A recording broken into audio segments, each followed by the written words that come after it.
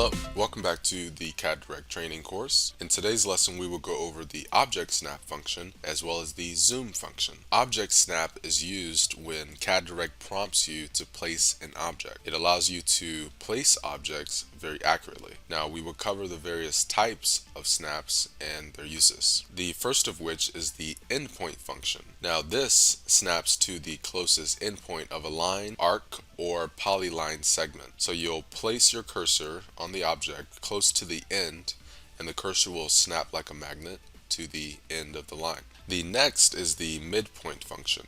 Now it snaps to the middle of a line, arc, or polyline segment. You'll place the cursor anywhere on the object and the cursor will snap to the midpoint of the line. The next is the intersection function. Now it snaps to the intersection of any two objects. You'll place the cursor directly on top of the intersection or select one object and then the other, and CADirect will locate the intersection. The next is the center function. Now it snaps to the center of an arc, circle, or donut. You'll place the cursor on the object or at the approximate center location and the cursor will snap like a magnet to the center.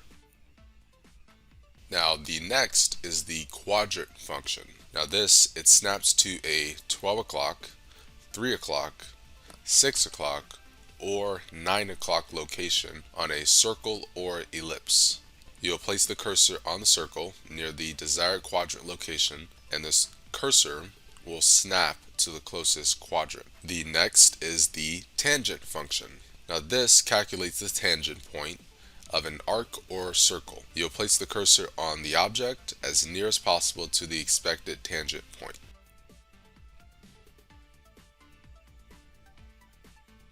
The next is the perpendicular function.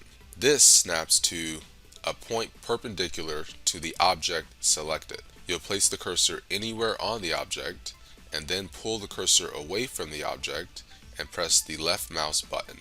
Alright, now that we've covered all of the object snap functions, we will now go to our next topic, which is the zoom function. The zoom command is used to move closer to or farther away from an object. This is called zooming in and out.